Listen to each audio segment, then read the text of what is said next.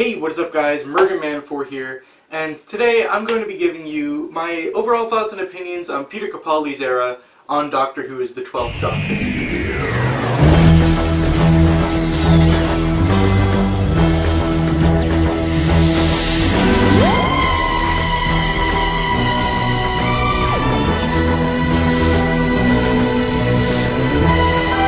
So we're now into February of 2018, and a little over a year ago, Peter Capaldi officially announced that he was leaving his role as the Doctor, and a little over a month ago, we saw that happen on our TV screens. So now we have Peter Capaldi's era entirely done from start to finish, deep breaths, twice upon a time, and I must say, right off the bat, I'm just going to say I really enjoyed his era and his interpretation of the character. I'm going to go into more detail with that later on in the video, but I think the first thing I'm going to want to do is actually go through each of his episodes. I'll try to be relatively brief with each episode, but go through all 40 of his episodes, give them a total ranking from 40th to 1st, and give my ratings for them, because I only started doing reviews in Series 10 with the return of Dr. Mysterio, and so this will be the first time that some of my thoughts on these episodes, this is going to be the first time I've shared them on YouTube, and I want to give an overall sense of my thoughts on Capaldi's era as a whole. Now I've decided to do individual episodes instead of stories because there are quite a few stories in Capaldi's era where I have at least a decent, if not significantly different opinion on both parts, or in some cases all three parts. And this is something that's been relatively new to the Moffat era, I would say. Most of Russell T Davies' two-parters, and actually most of Matt Smith's two-parters too, I feel pretty much the same way about both parts. It's rare that I have a divided opinion on both segments of the story, but that's happened a couple of times here in Capaldi's era, so I thought it would be better to just go through each of the individual episodes and do it that way. So, we're going to start off the list at number 40, working our way up to number 1. Here we have Hellbent. Now, whether you love this episode or you hate this episode, there is no denying that this is easily one of the most, if not the definitive, most divisive episode in Doctor Who's history. It's just crazy how many differing opinions there are on this. And I unfortunately am on the side that despises this episode for a multitude of reasons, too many for me to list in this video here. But honestly, I hate this episode so much that I've seen every episode of Doctor Who, okay, from start to finish, all 840 episodes, including the reconstructions and everything, and Hellbent is the only one that's managed to make me wish it didn't exist. Don't get me wrong, there are other episodes that I think are terrible and I really don't have much of a desire to see them again, but this is the only one that I've ever wished was stricken from the canon of the show, because it just frustrates me to a whole new level. And so it goes without saying that this is my least favorite episode of Doctor Who ever. And it's a real shame because other than the writing, everything else is actually really good. The acting is great, the visual effects are fantastic, the musical score is amazing, the directing, it looks fantastic as well. Pretty much every aspect except for the writing, I really, really enjoy, which is just such a shame, and that's where the 1 point I'm going to give it comes from. I'm going to give it 1 out of 10, and that's just from that. I can't stand pretty much anything that Stephen Moffat wrote for that episode. Coming in at number 39 is In the Forest of the Night. This one is a very generally hated episode of the Capaldi era, and I generally agree with that consensus. I don't think it's like the worst thing ever, but I find very little to enjoy or recommend in this episode. It's just so bland and forgettable, and like nothing happens, there's nothing of consequence. It's just a pointless episode. It's just got no substance to it, and that's why I'm going to give it a 2 out of 10. At number 38 we have The Woman Who Lived, and I was never really a huge fan of this episode. Out of all the episodes that people dislike in Capaldi's era, this is probably not going to be very low down on many people's list, but similar to In the Forest of the Night, but not quite to the same degree, I find there to be very little substance to it. But, I mean, there are definitely aspects that I like. I do enjoy seeing where Shielder's come from since the previous episode, and, you know, seeing how she's grown and how she's changed and how an infinite lifespan can affect a person like that. But I thought that the actual story itself was weak and not particularly interesting. And I also thought that the monster in it, Leandro the Leonian, it's like the laziest monster ever, and really didn't need to be there. I think the story would have worked much better if it was just a pure historical, and so it's a shame that they felt like they had to throw that in there. But I don't hate this episode, I just think it's a weak one, so I'm going to give it a 4 out of 10. Coming in at number 37, we have The Lie of the Land. On initial viewing, I didn't mind this one that much. As I've seen it a couple more times since it aired, its errors are more prominent to me. And I think the main thing about this is that it's such a letdown. It promises a lot of stuff and doesn't really deliver on barely any of it. I think that the first 20 minutes of this episode are fantastic, and I really, really enjoy them.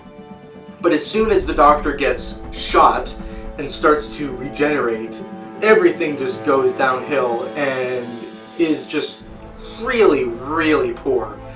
And so, for me, this episode is kind of a mix. The score I'm giving this episode is kind of a mix of the things I really, really enjoyed about it and the things that I really didn't enjoy about it.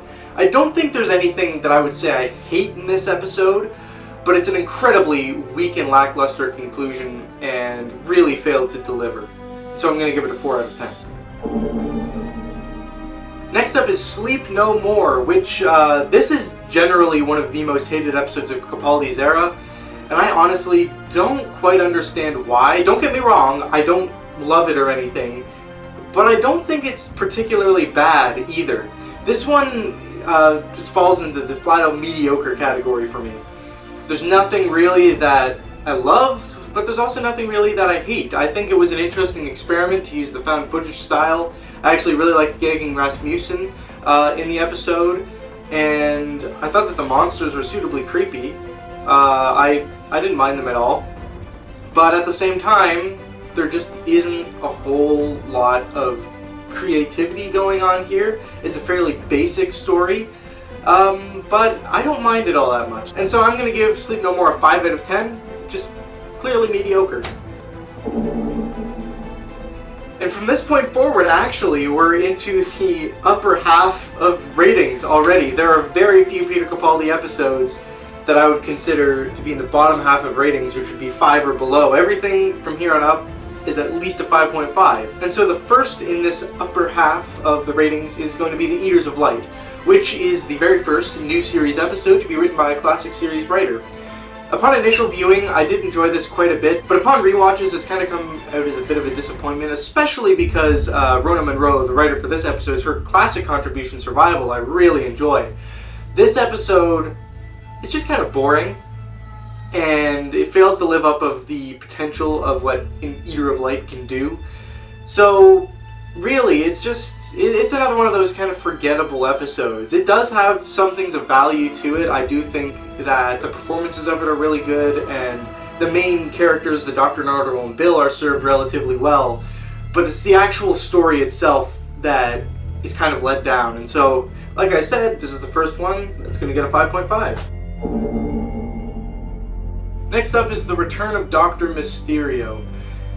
This episode was a very curious thing in that when it first aired, it both managed to underwhelm me and surpass my expectations.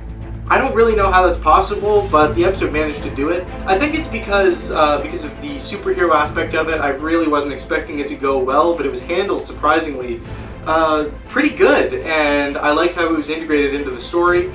But I think it was underwhelming because it was the only episode of Doctor Who in 2016, and the first one we've had in an entire year, and in that regard, it really didn't offer much. The thing with The Return of Dr. Mysterio is it's enjoyable enough on its own, but it's just kind of there. It's one of those pure filler episodes, and you can have filler episodes that do some really good things, but this episode, it's just kind of there. You really wouldn't be missing anything at all to just skip from Husbands of River Song to the pilot, and I don't know, there's not really too much to go back to with it. And another aspect I didn't like about it was that it's a Christmas special, but Christmas had absolutely nothing to do with it. I'm not saying that you have to have Christmas be a major plot point or anything, but I feel like Christmas should at the very least be the setting of a Christmas special. At least have some snow or some Christmas decorations in the background. You don't have to make it a part of the plot, but I don't know, I never got that Christmas time vibe with this episode like I've done with every other Christmas special. And that's really disappointing. But it's still got some decent elements in it, and so I'm going to give it a 6 out of 10. At number 33 we have The Caretaker, which I thought was a quite enjoyable, lighthearted episode. I liked seeing 12 being thrust into this role as the school caretaker and trying to fit in and not really succeeding very much. I don't mind the relationship between Danny Pink and Clara, as I know a lot of people do. I think it works relatively well. The only aspect I really don't like about it is the Doctor and his, for some reason, random hatred of soldiers. That's never made any sense to me, and I always cringe whenever that happens. But I thought the Skovok Blitzer was an interesting monster in the episode, and I just thought it was a fun time. Even so, it doesn't have a whole lot of strengths to it in terms of like really great things. It's fun, but it is a little bit weak. So I'm gonna give it a 6 out of 10. At number 32 we have Before the Flood, which is the second part of the Under the Lake Before the Flood two-parter. And the main reason this is sitting where it is because it really doesn't provide the kind of conclusion you might expect. For me, it was massively underwhelming. By the time it was done, I was thinking to myself, that's it? I felt like barely anything happened at all in this episode, which is a shame because it definitely had some really good elements to it. I love the Fisher King design, it's fantastic. And the elements that we do get in the episode, I do really like. But the problem is, it feels like the episode is just getting started when everything just comes to a conclusion and it's over. So, I really can't give this a particularly high score because, I don't know, it's just so underwhelming. And I'm going to give it a 6 out of 10. At number 31 is Smile, and I was pleasantly surprised by this episode. Frank Cottrell Boyce previously wrote In the Forest of the Night, which, as we all know, was not particularly well received, and that was one of two reasons I was really worried going into this episode. His previous track record and emojis. But what pleasantly surprised me was, not only was this a pretty decent, fun, enjoyable adventure, but the emojis were used really, really well. I thought they were just going to be a gimmick, but they weren't gimmicky at all. They had a perfect purpose for this story, and it was integrated really, really well, which impressed me quite a bit. So good on you, Frank Cottrell Boyce. Now, there definitely are some faults in this episode. A lot of the supporting characters don't do anything at all. They're just kind of there, and it feels kind of pointless. And then the resolution at the end is just a really cheap, quick way of solving everything, and it doesn't provide a satisfying conclusion to everything that it's been built up to. But otherwise, it's still an enjoyable adventure, and I think what it does a good job at. So I'm going to give it a 6 out of 10. Number 30, we have Death in Heaven. This is, of course, Peter Capaldi's first finale, and it's the second part of the Darkwater Death in Heaven two-parter. Unfortunately, this does falter in a couple of areas, mainly, I would say, due to the Cybermen and Missy. Now, I will say, I think that the concept of using the dead, the remains of the dead, to become Cybermen is really, really neat. And I think how they used Danny Pink to kind of represent that was fantastic. It was a very emotional segment of the story, but unfortunately, for the majority of the episode, the Cybermen don't really do anything. They're also made a little bit ridiculous with their ability to fly and stuff, which I wasn't a fan of. But they just kind of stand around. And I get that they're not the point of the story, but it just makes you wonder, why use the Cybermen if you're barely going to do anything with them. That's a problem of the Cyberman in the new series I've seen happen a lot, and it's very rarely been overcome in New Who, which is a shame. The other element, like I said, was Missy, and here's the thing. I really like Michelle Gomez, and I think that Missy is a really fun and entertaining character, but until Series 10, she never really felt like the Master to me. There were times that I felt she did things that were Master-like, but I don't know, she didn't give off this vibe of the Master, and that's just a little bit disappointing to see. I also didn't really like her relationship with the Doctor, in that it was made a little bit more sexual, I guess, and that was partly in Dark Water as well, but you see them like kissing each other. It's just really weird, and I don't know, I didn't like that aspect of it. I think they work better just as, you know, enemies who used to be friends. Now, Series 10 did a really interesting thing that I'll talk about later, but I don't know, what the relationship that was used in Death in Heaven, I didn't really love that much. But it's still got some pretty good elements in it. Like I said, you have the Danny Pink part, you have the Danny Pink portion of it, and Peter Capaldi's great as the Doctor. And I do like Missy in this episode, I just don't like her as the Master. But I'm going to give it a 6.5 out of 10. Next up is The Magicians Apprentice, which, in all honesty, I know a lot of people really liked this episode when it first aired, but I don't really find that much to enjoy in it until about the final 10 minutes. That's when I actually really start to like it. The segment where Missy and Clara are taken into the Dalek City, and where the Doctor is with Davros again, then I find it very interesting, and the cliffhanger is a really shocking one too.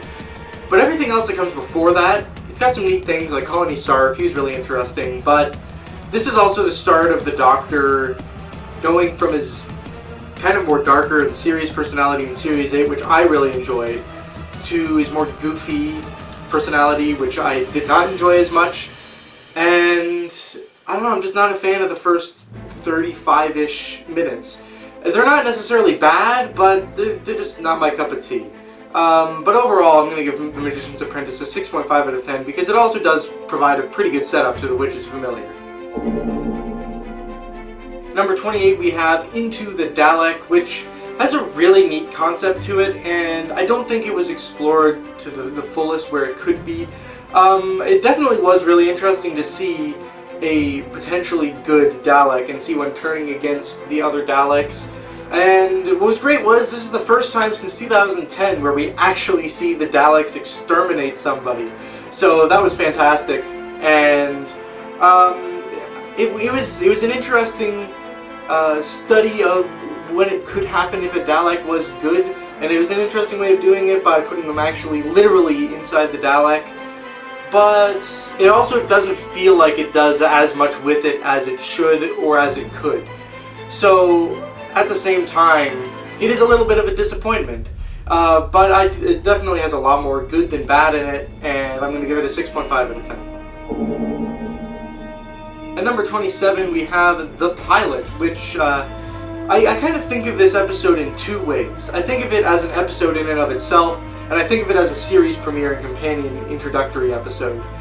In the one sense, as a premiere and as a companion introduction, I think it's a fantastic episode and does so much right.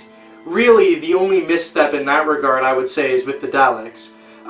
In terms of an episode itself, just looking at it as if it were any other episode, I think that the Heather Creature, the space oil thing, is serviceable, but it's not anything too fantastic. And the plot itself is relatively thin, because it does focus on the characters, and I think it's right to do that, because the character work in this episode is fantastic.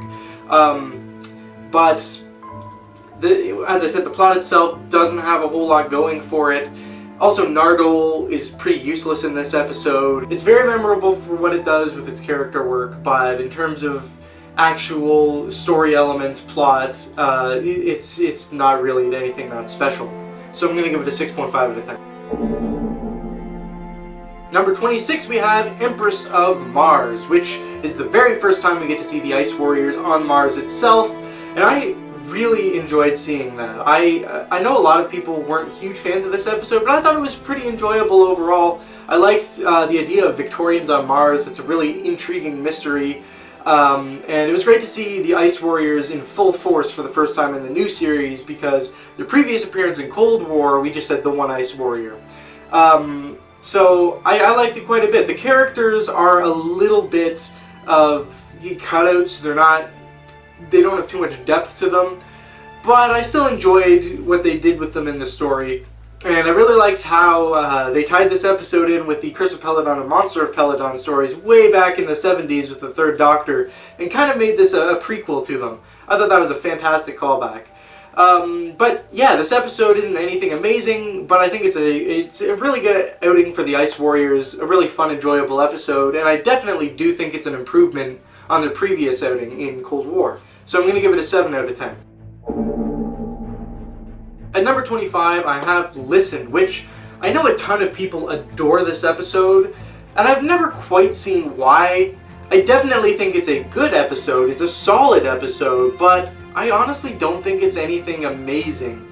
It's a really interesting concept of a creature so good at camouflage. How would you ever know it was there? The Doctor just trying to figure this mystery out, and we never really find out if there's a monster or not. But there definitely are elements of this episode that fall flat quite a bit, like Orson Pink. That never really got picked up on again. We have no idea how he came into existence, because Danny Pink died in the finale, and that's just a dangling plot thread. And then I also am not a fan of when the TARDIS lands on Gallifrey, because it's another one of those instances where Stephen Moffat was trying to make Clara the most important companion in existence, and I really didn't like that. So I was just a bit disappointed with that, because I don't like Moffat messing with continuity. This is another thing that kind of ties back to Hellbent. I'm okay if you add to continuity, but you shouldn't go in there and do so much retroactive stuff as Stephen Moffat does. And this is one of those examples where Clara kind of gives the First Doctor an idea that we see the 12th Doctor still have, that fear can be, your companion. Fear can help you, and I don't know, the rest of the story is pretty enjoyable overall, but I don't think it's anything particularly amazing. It's a good episode, and I think that's all. So I'm going to give it a 7 out of 10. At 24, I have Robot of Sherwood, which I thought this was a really good, lighthearted episode. I know a lot of people didn't like the humor and stuff in it, but I thought it was really funny. I thought it was interesting to see that a character previously thought to be mythical was actually real. You have the Doctor questioning whether or not he's a hero. He says he's not a hero, but it's clear that others see him as such. And I kind of liked those themes, and it played off of Robin Hood as well. Is he a hero, or is he just some regular guy? And I thought it was a really interesting, if basic, story, and it was a lot of fun. So I'm going to give it a 7 out of 10. At number 23, I have The Girl Who Died, which is actually very similar in feeling, I think, to Robot of Sherwood. It's another one of those lighthearted episodes that I just really enjoy.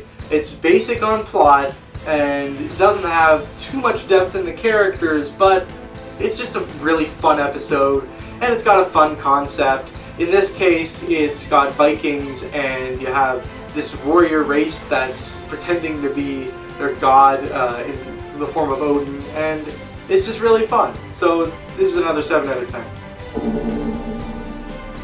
Next up, I have Time Heist, which I think is a really interesting concept of the Doctor and a few others, including Clara, going to rob a bank, having been recruited by the bank's owner in the future.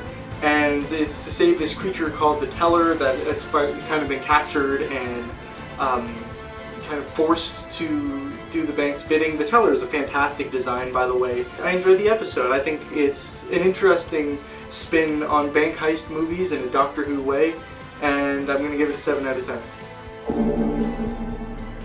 Next I have Knock Knock, which I really enjoy David Suchet's landlord in this. He's one of my favorite villains, at least of recent times, because David Suchet's performance is just so phenomenal in this. I just love it. And if I were just rating his performance, this episode would be way up there, but unfortunately I'm rating the whole episode, and the other elements of it don't nearly live up to that. The Dryads they're alright. They're not too interesting. They're just kind of your average monster of the week, and none of the friends of Bill, none of their characters are particularly fantastic either, and it's really disappointing to see that they all get revived at the very end, because then there's no consequences, so everything is just, it's all done for nothing. It's just, there's gotta be consequences for the story to mean something. But yeah, otherwise I thought that David Suchet, once again, his character was great, and so was his relationship with his mother, and he just didn't want to let her go. And so I really enjoyed that aspect of it. But unfortunately, the rest of the aspects of it are they're good, but they're just, that's it. They're just, they're there. They're alright. So overall, I think Knock Knock is a 7 out of 10. And here we are in the top half of Peter Capaldi episodes, and some of you may be surprised to hear that this is where Kill the Moon goes, which I know a ton of people hate this episode, and I honestly don't know why. I really enjoy it. I think that the setting of the moon is done really well. It looks fantastic. The spider germs are a nice creepy villain, and it is an interesting revelation that the moon is actually an egg for a living creature. The thing I don't like is the thing that no one likes. It's the fact that the egg hatches and there's this creature and it immediately lays another egg that's the moon, and it's just a little bit ridiculous. I don't like that either, but it's a small portion in an otherwise really enjoyable episode. Another thing that people really don't like is how the Doctor leaves Clara to make her own decision. I think that the Doctor made the right choice, but he didn't do it in the right way, because I can see what he was trying to do. He's trying to teach Clara, that she has to do the right thing too sometimes, and he's not always going to be there, so she's going to have to learn to be able to make her own decisions. He didn't go about it in the right way, but I feel like what he was trying to do was the right thing. And we later see him do a very similar thing with Bill in Thin Ice. But yeah, I thought this was a tense, creepy, atmospheric, enjoyable episode, and I'm going to give it a 7.5 out of 10. At number 19, I have Last Christmas, which is a nice little parody on Inception and Alien, and just kind of merging different elements together, because you have the dreams within dreams, and you also have the dream crowds, which look like face huggers, and they even reference that in the episode. But what I really appreciated about it, not only is those aspects of it, but it provides some good closure for Danny Pink and his part in the show in Series 8. And it was a really neat way to bring Santa Claus into Doctor Who without it feeling cheap and gimmicky. I know some people feel it was cheap and gimmicky, but I thought that doing it this way was a great way of doing it. And I liked Nick Frost in the role in this episode, and it was a lot of fun. And it was definitely one of the darker Christmas specials, which you usually don't expect on Christmas Day, but it's really good. And I'm going to give it a 7.5 out of 10. Next I have Thin Ice, which I previously mentioned when I was talking about Kill the Moon. I think that this is a really enjoyable story for character work. That's easily the best aspect of this. The Doctor is on point, so is Bill, and it's really interesting to see how Bill responds to seeing a child die and react to the Doctor's response to it. And my favorite part of the episode is when the Doctor explains how he has to keep moving on. He can't afford to mourn, otherwise more people will lose their lives. I just love that little speech there. The other aspects of the episode are also enjoyable. It's really neat to see Bill responding to the Frost Fair and just the environment that they're in. It's just so much fun. My biggest issue with the episode, however, is that it does seem to borrow from other episodes a decent amount. You have the creature that has been captured and forced by humans to do something to their benefit, which is kind of like the Star Whale and the Beast Below. You have the previously mentioned thing where the Doctor tries to get Bill to make the choice, and That's, once again, like Kill the Moon. And then you also have humans conveniently forgetting the whole thing, which is from In the Forest of the Night, and which cropped up again in the Monk trilogy, unfortunately. But otherwise, I think the good far outweighs the bad, and it's going to get a 7.5 out of 10. At number 17 is Twice Upon a Time, and if I have one way to describe this episode, this is how I described it in my review. It's filler, but it's very enjoyable filler. It's very clear that the Doctor was meant to regenerate at the end of The Doctor Falls, and while I do think that would have worked better in terms of the regeneration itself, I'm still really glad we got Twice Upon a Time, because it did a good job of being a final farewell for both Peter Capaldi and for Stephen Moffat. It was a really good way to give some final closure with his relationship with Clara without it feeling cheap, and just bring back Bill and Nardole for one last goodbye once again without it feeling cheap, and also have a nice fun multi-Doctor story, which was great. I think the biggest things about this for me though is that I feel like the first Doctor was wasted here. He should have had the role that Bill had. So overall, the first Doctor really doesn't have much of an impact on the episode at all. Also, he's written way more sexist than he actually is, which really bugs me. Other than that, he's fantastic, but that's a huge glaring issue in my eyes. And I also wasn't a huge fan of the regeneration scene, for various reasons I'm not going to go into here. But it's still an enjoyable episode. It's unfortunate that it doesn't have some more substance to it, but it's still good, and I'm glad we got it, so I'm going to give it a 7.5. Number 16, we have Extremis, the first of the Monk trilogy, and this was a really intriguing setup with a simulation, and the monks are just really creepy villains. I love the idea of this book that when you read it, you commit suicide, and they have to find out why. It's got so many neat ideas in it, and it's really well executed for the most part. I didn't see the twist coming at all that they were actually in a simulation the whole time. But unfortunately, one of the problems with it is it's a completely pointless episode.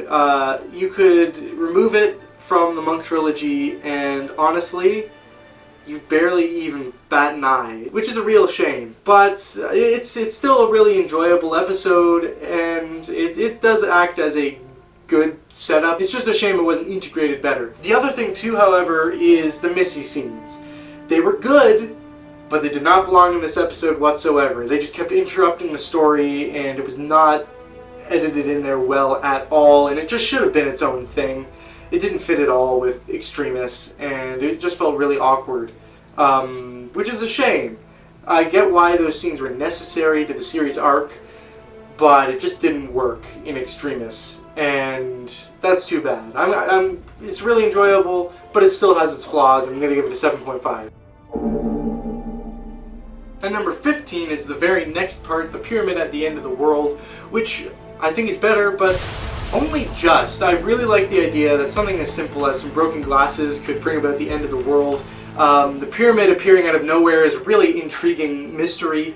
I like the characters of the different armies. They could have been fleshed out more, but I still liked it. It had a really good crisis, and I think this was a really good setup for the Monk trilogy, because it feels like more of a setup than Extremis does, in all honesty. So it's a real shame that it A, doesn't connect to its first part very well, and B, isn't followed up very well in The Lie of the Land. But in and of itself, it's still a pretty strong episode, and I'm going to give it a 7.5 out of 10. At number 14, I have Dark Water, which, when it first aired, I thought it was fantastic. A lot of that is because of the reveal at the end that Missy was in fact the Master, which, in all honesty, wasn't all that surprising, just really exciting, because it was anybody's first guess that it was going to be the Master, because, well, to be fair, any new character is always guessed to be the Master at first, but I don't know, I don't think it particularly surprised anyone that it ended up being the Master, but it was still really exciting, and it provides a really great setup for Death in Heaven. The Cybermen reveal would have been fantastic if it hadn't been revealed beforehand in location photos and stuff, but that couldn't really be prevented. And the mystery that it builds up, how are these people who are dead still living? What is this all for? What is the purpose? It's a really good mystery, and it's a fantastic setup to the finale. I'm going to give Dark Water an 8 out of 10. At number 13, I have The Husbands of River Song, which really surprised me. I thought that this was a really fun episode, and it's one of my favorite Christmas specials, honestly. The relationship between the Doctor and River is really well done here. I thought it was fantastic that River just didn't get the hint that this was the Doctor. And the jokes here land almost all the time. It's really sad to see, you know, the Doctor seeing what River's like without him there, and it appears that he doesn't really mean anything to her until the big reveal at the end. And it's a really heartwarming and fun tale that I really enjoy, and it just makes me feel really good whenever I watch it, so I'm going to give it an 8 out of 10. At number 12 is The Witch's Familiar, which is a much better episode in my opinion than The Magician's Apprentice, because the kind of feeling I got for the final 10 minutes of that, I felt for most of the episode in The Witch's Familiar. I love all of the Doctor and Davros' interactions. That's easily the highlight of the episode. They were fantastic. And I was really glad that Davros was actually tricking the Doctor and he wasn't really gonna side with him. I know a lot of people were disappointed by that, but I feel like that would have been out of character for Davros. I do think that those feelings are rooted in truth, but Davros is just a fundamentally evil person, and I don't believe that anything can change that, ever. So I was glad to see that he was still the evil Davros we all know. I also think that the Daleks are alright in this episode. They're not amazing, we don't really get to see them do too much, but they do provide a good presence, and I did like the solution. Unfortunately, this episode is where the sonic sunglasses take over from the sonic screwdriver, and this is for another video, but I hate the sonic sunglasses. I think they work as a one-time joke in this story, but that's it. I don't think they should have been continued on whatsoever, but oh well. But most of the aspects of this episode play out really well, and it's got some nice themes running throughout it, that of mercy and kindness, and just trying to be good and compassionate even to your worst enemies. And it is an overall quite enjoyable episode, and I'm going to give it an 8 out of 10. Next up we have The Doctor Falls, which I thought was a fantastic finale in terms of character work.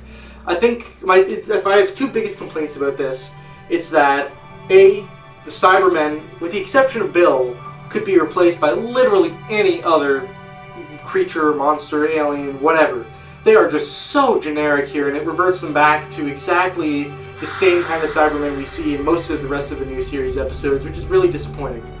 The other thing is, you have these different aspects of the story that on their own work really well, but don't mesh together very well at all. And this is mainly in the two Masters, who are a significant part of this episode, and on their own is really good for the character arc throughout Series 10, but has no effect on the story whatsoever, which is a real shame. But like I said, the character work is on point, and it's a fantastic goodbye to Bill, to Nardole, who's probably my favorite companion departure of the Moffat era. We see the Doctor begin to regenerate here. It's the end for both John Sims Master and Missy, and I thought that was done fantastically, and it's going to get an 8 out of 10. Alright, we're now in the top 10 of the Peter Capaldi era, and at number 10 I have Under the Lake, which I think provides a fantastic mystery, both with the ghosts and what they're there for, and the words inside the spaceship. And it just provides such a creepy atmosphere to it. I think the characters are really good, they feel like real people, the ghosts are suitably creepy, and it's just a really neat adventure, and it ends on a great cliffhanger. So I'm going to give it an 8.5 out of 10. At number 9 I have the Saigon Invasion, and I think this is a really good continuation of the Saigon Invasion. I think the thing that lets it down for me though is we don't really see the Saigons doing much at all. We don't even hear a Zygon speak. I mean, technically we do hear some speak, but they're in their human form. We don't see any like Zygons in Zygon form speaking, and the Zygon presence, it's not as strong as it is in the Saigon Invasion, which is too bad. But you have the Doctor's fantastic speech, and it's a really good resolution, and a good commentary on war and on peace. And I'm going to give the Saigon Invasion an 8.5 out of 10. At number 8, I have Peter Capaldi's very first episode, Deep Breath. When I first watched it, I really didn't know how I felt about it until Peter Capaldi came back into the room after he had abandoned Clara, rips off that mask, and reveals it's him to save the day. That was the moment where I'm like, alright, Peter Capaldi's the Doctor. Up until then I was kind of unsure, but that sold me on him. By the end of the episode, I was all for him. I thought that the half-faced man was an excellent villain, and it was a good commentary on what truly makes us who we are. It was an interesting use of a returning monster in the form of the Clockwork Droids. I think they provided a good presence in the episode, and Peter Capaldi was great in it and definitely made a lasting impression. This is kind of what started his Am I a Good Man thing, and I love the scene where we see the half-faced man has fallen out of the ship and has died, and we never get an answer as to whether he jumped out himself or the Doctor pushed him. I think that the Doctor pushed him, but I'm glad that it was left ambiguous, and it provided a really good start for Peter Capaldi's run. I'm going to give it an 8.5 out of 10. At number 7, we have Oxygen, which the atmosphere in this episode was so strong. I think it does falter a bit in the final third, but I just love the whole thing going on with you have a limited number of breaths, and you have these spacesuits that have been ordered to kill their crew because they're costing the company too much. It's really scary and freaky, and it just feels real in the sense that this is a future I could believe would be a reality. I mean, obviously, you know, it easily could not be, but this is something that I don't think is outside the realms of possibility. So it's just a really tense story, and I think it's just so well done. We also have some fake deaths with Bill, which normally I'd be against, but they serve the story really well and are done so effectively that I don't even care that they were fake. And we also get some consequences. Peter Capaldi's Doctor goes blind for a few episodes because of this, which is fantastic. And it's great to see some consequences for once. I'm going to give this episode an 8.5 out of 10 because I really, really enjoyed it. At number 6, I have Flatline, which is also written by Jamie Matheson, who wrote Oxygen. And what I really like about this episode is it's really creative, dealing with the 2D and 3D. These creatures, they come from a 2D dimension and they're trying to understand 3 dimensions, and in the process of doing so, they're killing people. And then it's kind of revealed that they are doing this on purpose. And what I like is these monsters don't really have a motive. They're just evil because they're evil. And it's not something we've seen very often recently in Doctor Who, so I was really glad to see that. It was kind of refreshing. And it was a really enjoyable and creative story, and I'm going to give it an 8.5. At number 5, we have the Saigon Invasion, which, like I previously mentioned with the Saigon Inversion, I like it more because we do get a greater sense of presence from the Saigons, and I think this episode just leaves a bit more of a lasting impact on me than the Saigon Inversion does. And there's the one scene in particular where you have the soldiers who are being confronted by Zygons in the form of their family. Now, don't get me wrong, I do think it's really stupid that they follow these Zygons into there and they all end up dying, but the scene itself, before they follow them in, I think is such an effective scene, because even if you knew that they were aliens, it would be so difficult to have to kill somebody who had, say, the face of your mother. It would just be so difficult, and I think the scene does a great job of just making you feel that. And that's what this episode does, all throughout. It gives you a fantastic sense of the threat of the Zygons, which I don't feel quite as much in the Zygon Inversion. And it's just a really powerful and just scary episode because you don't know who could be a Zygon. It's great, so I'm going to give it a 9 out of 10. At number 4, we have Face the Raven, and I think this episode was a fantastic ending for Clara, which is part of the reason why I hate Hellbent. Once again, I'm not going to go into details here, but I think that Hellbent severely undermines Clara's death here. I know that she eventually returns to her death, but that's not the point. The point is that she dies as a consequence of her being reckless, of her trying to be like the Doctor. She dies and she has to live with that fate. She has to live with that consequence. But what Hellbent does is, I know I said I wasn't going to go into it, but I kind of have to. What Hellbent does is it gives her the ability to go do whatever she wants for however long she wants and return to her death when she chooses. The whole point of the death in Face of the Raven is that she didn't get to choose. That's why it's a consequence. Because it was unexpected, because it's too soon, because it wasn't her choice. But Hellbent takes all that away. And I really like that about this episode, and the goodbye between her and the Doctor is just so emotional, and his reaction is so powerful, and they can't do anything about it, which just makes it so much more sad. And it's just such a well-written episode, and I'm going to give it a 9 out of 10. At number 3 is Jimmy Matheson's Mummy on the Orient Express. This is his third contribution into my top 10 Peter Capaldi episodes. And this is another episode that I just think is fantastic. It's wonderfully creative, and I love the idea of this mummy that only the victim can see before it kills them. And there's nothing you can do to escape it. It's a fantastic mystery, and it's built up to really well. The solution is really satisfying. The Doctor, I think, is characterized great here. He similar to in Thin Ice, actually, he knows that if he waits to mourn, if he takes that time away, more people will die. So he's just trying to be as quick as he can be to save as many people as possible. And I really like that aspect of him that's kind of lost a bit in Series 9, I think. But yeah, I think characterization in Mummy is great. I think that the story is really intriguing. Perkins is actually a really good character. I forgot to mention him. He's a lot of fun. And it's just such a well-written story. Great Doctor Who episode. I would say I would almost go as far to say it's a modern classic, and I'm going to give it a 9 out of 10. At number 2, we have World, Enough, and Time, which impressed me so much. Just everything basically works in this episode. Characterization is top-notch. Cybermen are the best they've been since the 60s, in my opinion. This is how you do the Cybermen. The horror of it is so well explored. If it weren't for the fact that the twists were revealed way before the episode had aired, these would be, especially the reveal of John Sims' Master, but also the Mondasian Cybermen, these would be some of the biggest twists in the show's history, I would say. And it's just so masterfully done.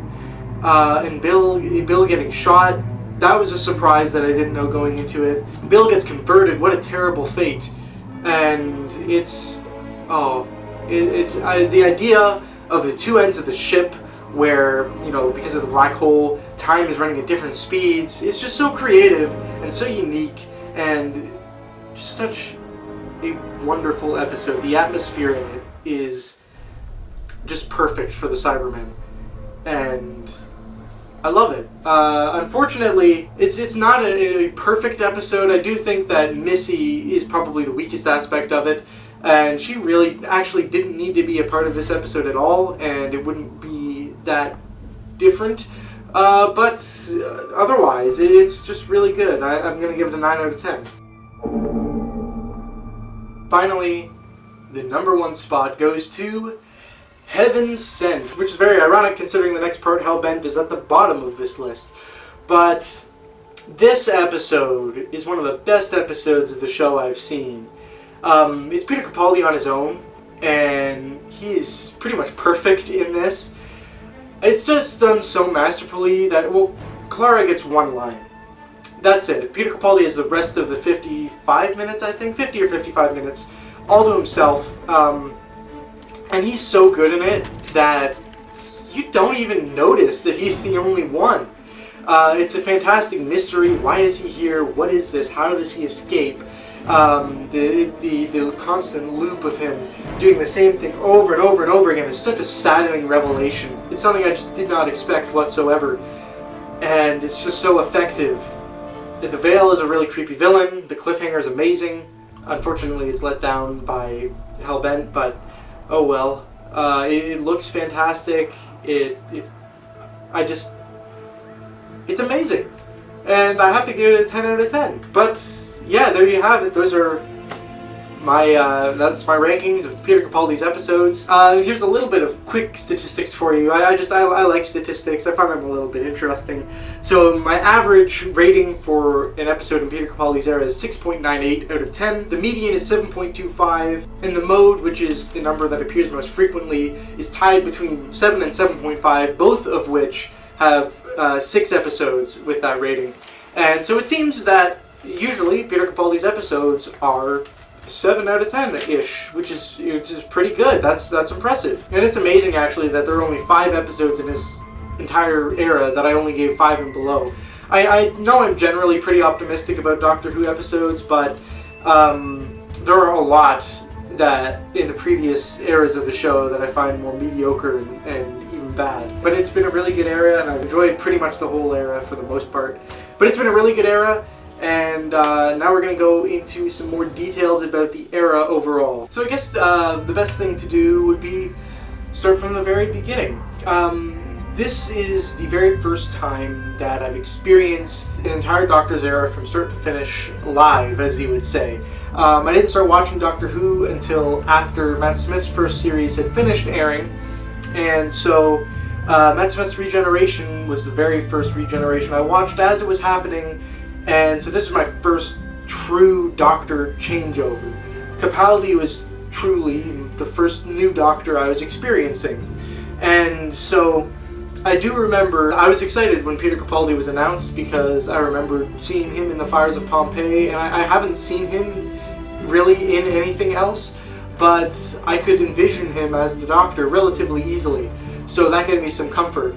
And when his first scene came about in The Time of the Doctor, I was encouraged once again. I'm like, I really like Peter Capaldi. He's going to be great in the role. Obviously, Doctor's first scenes never really truly represent how that Doctor's going to be, but it gives a good sense of, you know, the actor actually acting. And it makes it feel more real. And so it made it feel more real for me. And I'm like, Peter Capaldi is going to be great in the role. And Series 8, I thought that. I thought he did a fantastic job in the role. I will admit, it took me a long time before I could see him as the current Doctor, because up until the end of Series 8, whenever I thought of the Doctor, Matt Smith was the one that popped into my mind. Because in my subconscious, he was still the current Doctor. But by the time Series 8 finished, the changeover had happened, and whenever I thought of the Doctor, Peter Capaldi was the first actor that popped into my mind. And I was really glad to actually have that happen. But yeah, I have to say, Series 8, I loved his characterization in Series 8. I thought it was great how different he was from Matt Smith's Doctor. He was more serious, he was a little bit darker. And to me, I think Series 8 Capaldi is the closest the new series has gotten to the feel of classic series Doctor. And I still think that the Series 8 characterization of Peter Capaldi's Doctor was completely justified, and I wish they hadn't changed it with Series 9, because I feel like there was a bunch of backlash to his characterization in Series 8, so they went in the opposite direction in Series 9 and made him way too lighthearted. They made him like Matt Smith, and to an extent David Tennant as well, which I thought was incredibly disappointing. Peter Capaldi, I always thought, did a fantastic job. But for a lot of the episodes in Series 9, not all of them, but a lot of them, I thought that he was way too ridiculous, including the sonic sunglasses, the electric guitar, just the amount of jokes he was saying, and it felt like a complete tonal shift from Series 8, and I really didn't like that. It's fine if you want to do some sort of character progression, and there is a clear character progression for 12. He does transition from being more closed and being, you know, once again, a lot more serious, less approachable, to, by the end of his era, being a lot more open, a lot more, at least outwardly so, caring, because he did care in Series 8, it's just he wasn't good at showing that. And I guess his character is a lot more likable, you could say, by the time he regenerated in Twice Upon a Time. But I don't think that it was done particularly well, because it wasn't a gradual transition. For Series 8, Series 9, and Series 10, I feel like he has a distinct personality in each series, which isn't good. I think there should be a kind of transition. I don't know, I feel like Series 9 just went way too far in the opposite direction, and it just felt really jarring. Series 10, I think, got the perfect mix between the Series 8 and Series 9, and as such, I do think it's my favorite characterization of him.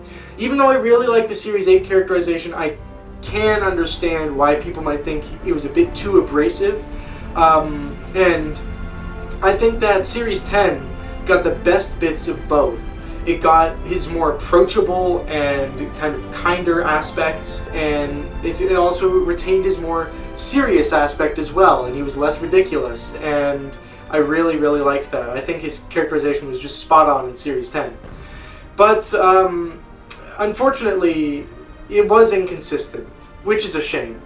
I really liked it, but it was too inconsistent. But despite all that, thanks to Peter Capaldi, he himself is the consistent aspect of the 12th Doctor, because Capaldi never fails to do an amazing job. He was just born to play the Doctor, and even though, you know, there are times where I don't like his Doctor, and there are times where I thought the writing for him is terrible, I've always felt that Peter Capaldi did a fantastic job with the character, and he's never once let me down.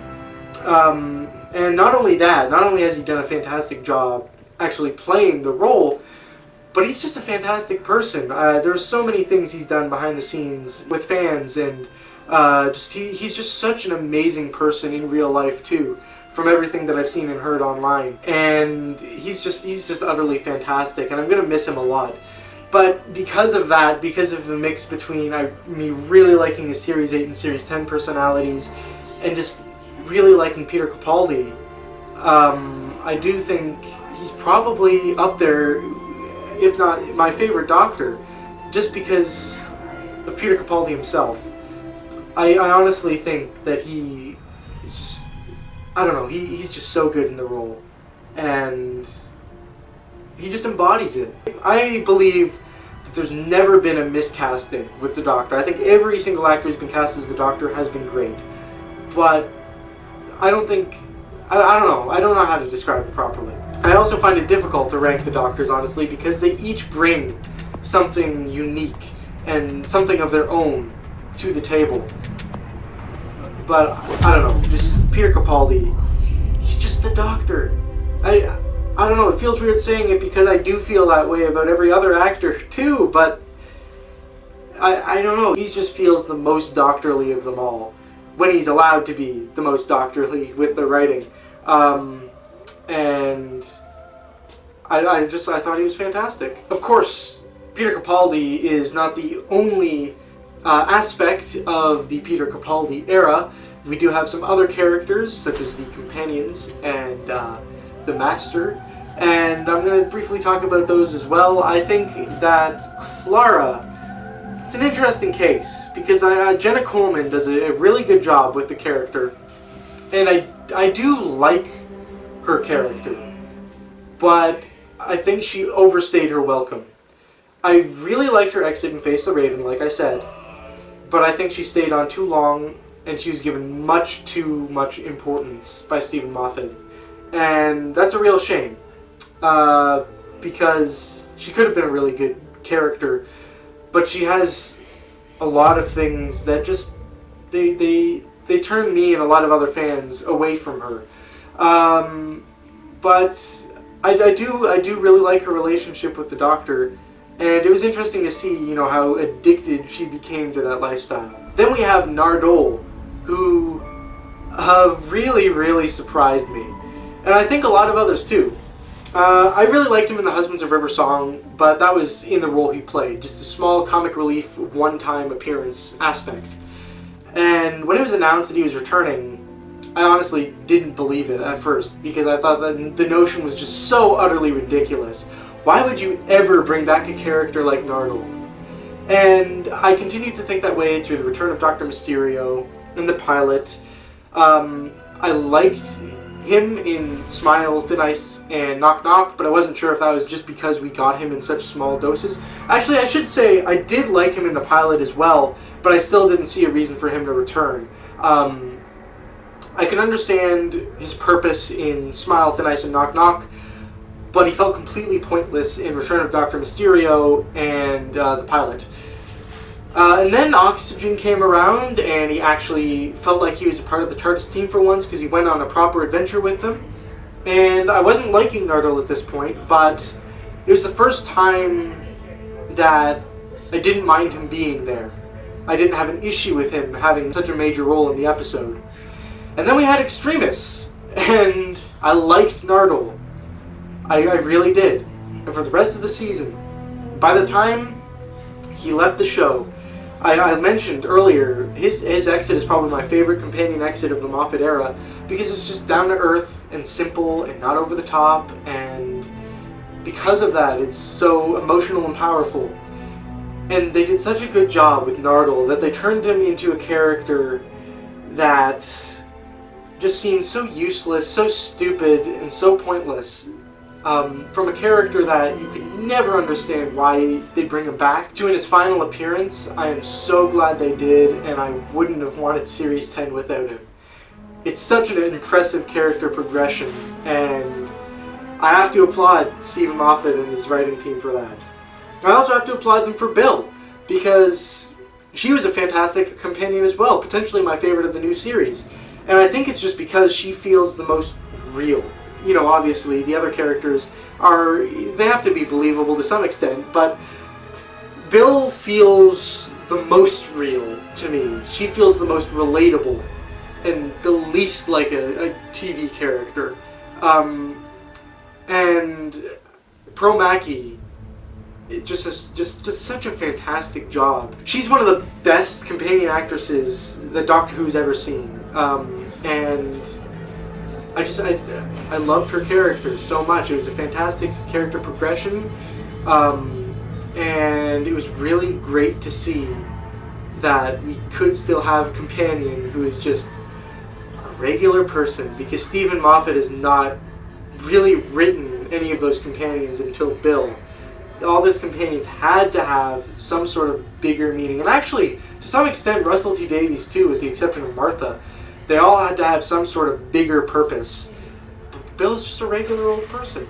And it just felt like that all the way through, and it was really, really good. We also have Missy, who's played a big role in Peter Capaldi's era. Like I said earlier, I think that she didn't really feel as much like the Master until Series 10. I do think she felt like the Master in Dark Water. Not as much in Death in Heaven. And then in The Magician's Apprentice and The Witch's Familiar, there were parts of her that felt like the Master. For example, her trying to manipulate the Doctor to kill Clara. That felt very mastery to me. Or trying to, betray the Doctor and Clara by handing over the TARDIS to the Daleks. That felt very much like the Master. Or her line that hers and the Doctor's relationship is so far above, what a human would consider as a relationship. It's a whole different level. But she's a little too ridiculous to be the Master, in my opinion, in those. She has too many sexual innuendos, and she's not calculated enough. She's too all over the place, and crazy is too much of a defining characteristic for her.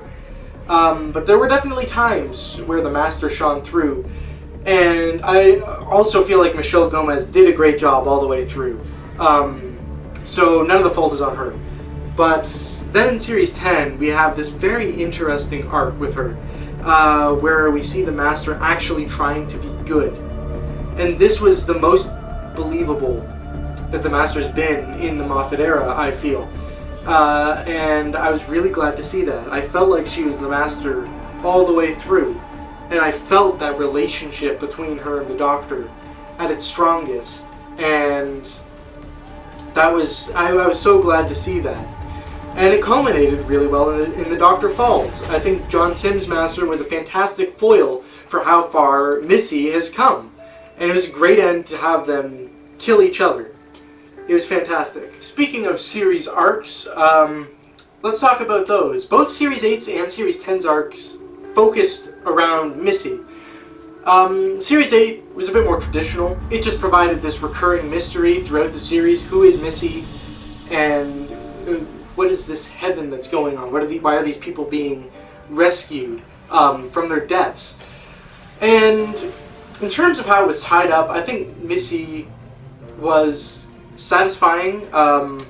because even though it was expected, I think that it still worked well. And I think that the Heaven arc, for the most part, turned out well. We tied into the finale well with Danny Pink. But there are also some confusing aspects, like why did we have robots such as the Clockwork Droids, which technically, I guess, are cyborgs, but they have robotic brains. And those robot knights from Robot of Sherwood, why the heck were they searching for heaven? They're robots. How was the half-faced man rescued? He doesn't have a soul. He's not really organic except for the skin. So, I don't know. There's some questions that are raised. And if, what's the purpose of rescuing certain people like that one soldier in Into the Dalek? She's in the far future. That's not going to do anything for the plan that presumably takes place in 2014 or 15 or 16, depending on, when you interpret Series 8 to take place. Well, let's just settle it down to modern day. Because Into the Dalek is very clearly far future. What purpose does that serve? Otherwise, it was an interesting arc that was tied up decently. It wasn't great, but it was pretty decent. Moving on to Series 9, we have the arc of the Hybrid, which was just a recurring theme. It was more like a theme of hybrids throughout the whole series. It did kind of feel a bit forced, and it was wrapped up terribly in Hellbent, I'm going to be honest. I hated how it was wrapped up because it was literally a scene. We don't get any clear answers.